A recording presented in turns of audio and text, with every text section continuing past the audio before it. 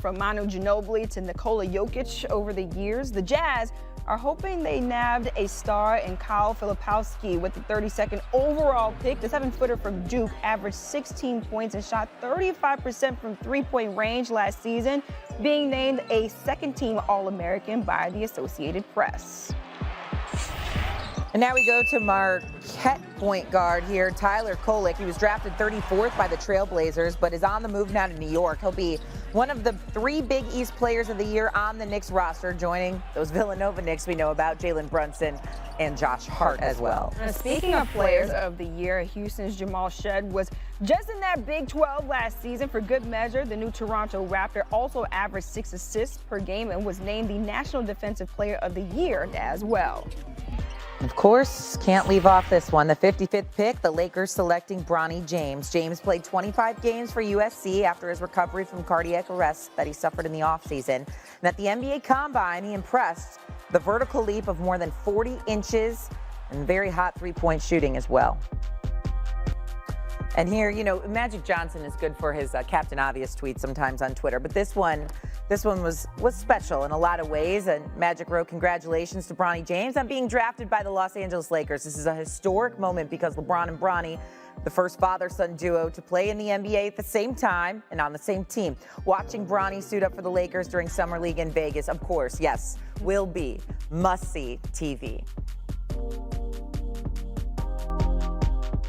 The 2024 NBA Draft is now complete. Alongside Stephen A. Smith, Bob Myers, Adrian Wojnarowski, I'm Malika Andrews. We expected Bronny James to go to the Lakers with the number 55 pick, but now that it has officially happened, Stephen A., your reaction? Well, I'm incredibly happy for the kid. He's been through a lot over the last year, as we all know, with his health issues and ultimately not playing college basketball until January, and then not really putting up extraordinary numbers because you're still recuperating from all of that. He's been working hard on his game. He did well at the NBA Combine, and you've got all of that going on, and I just appreciate that. I'm happy for LeBron James. I'm happy that his dream, a dream of one of the greatest players we have ever seen in our life, coming true to form. It's just a really, really beautiful feeling, but you got some work to do. He's got to perform next year. J.J. Redick got to perform next year, not just coaching the Lakers, but in helping and assisting and developing Bronny James.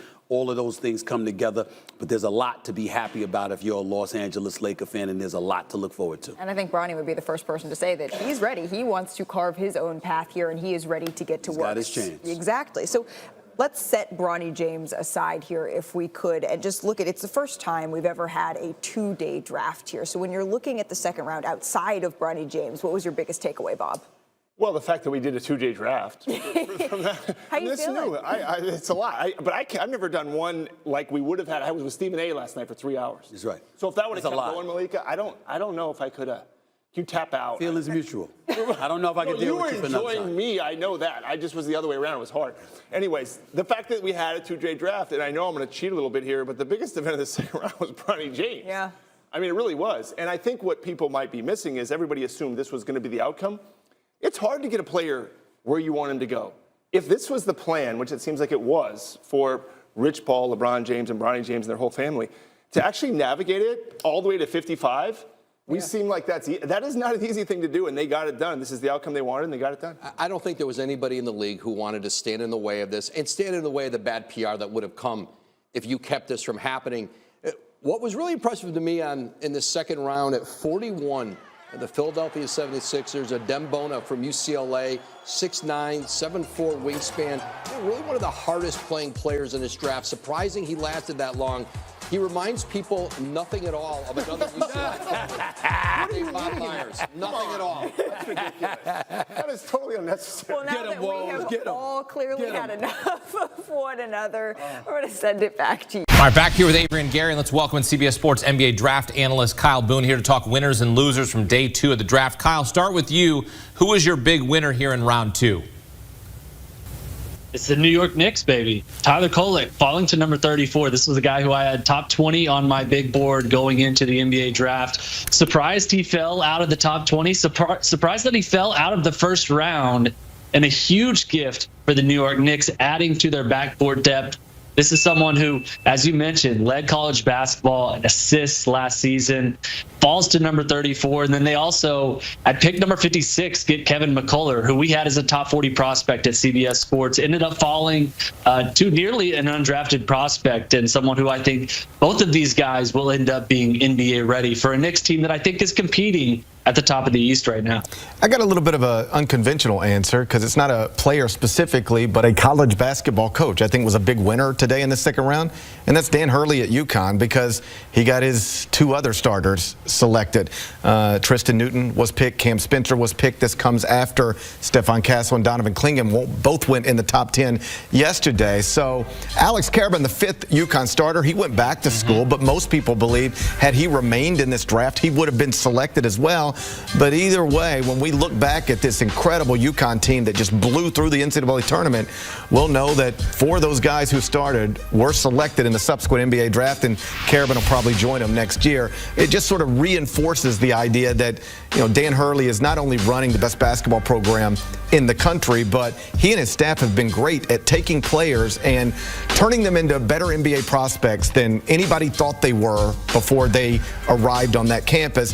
This is a huge recruiting tool to use going forward, and I'm confident he'll be using it over and over again. Last night we talked about Donovan Clingan's mom, who unfortunately passed away 6 years ago, and how he dedicates his basketball on the court and off the court, his lifestyle, to her.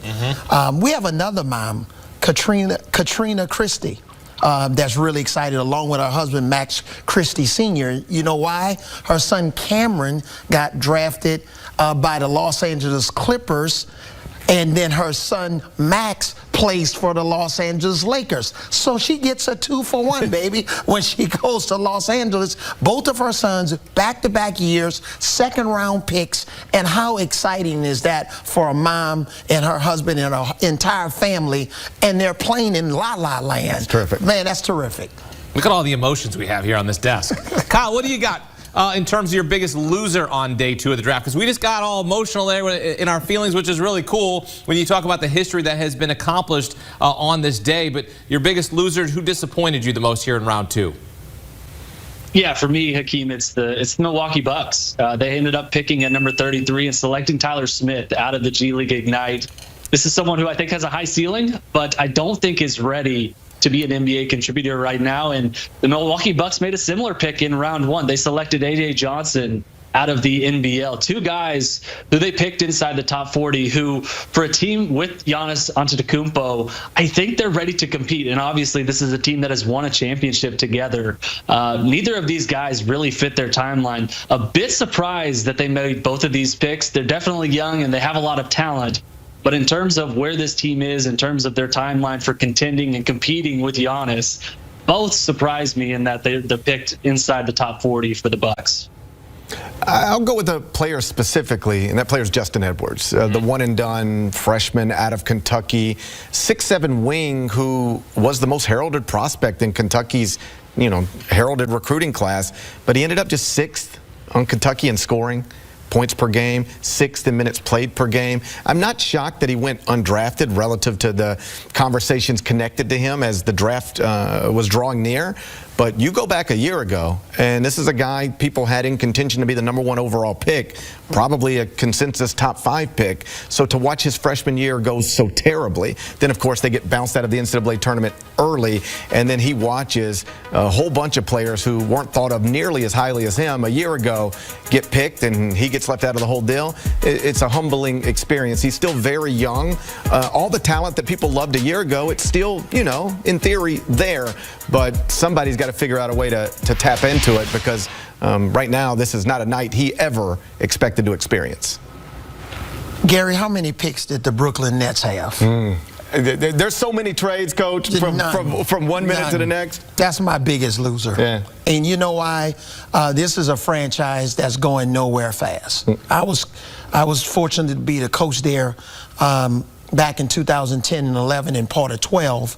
But what are they doing? What's the game plan? Are you trying to lose by trading all of your picks. Mikal Bridges. They look like they're starting over. Like they're starting It's a over. rebuild. Yeah. It's a total rebuild. Well, they tried with Kevin Durant, James Harden, and Kyrie Irving. That didn't work, and now they're blowing They tried another version of that. Yep, and then they tried another. They put Harden in Right. it. They put Ben Simmons Yep. in it. But even before that, they tried with Kevin Garnett and Paul Pierce. Yep. And those picks that they traded to Boston ended up being Jason Tatum and Jaylen Brown. So that's my biggest loser today, the Brooklyn Nets. I'm going to give you one real quick because you mentioned his name. It's sort of a biggest winner, biggest loser on the same team, the Memphis Grizzlies.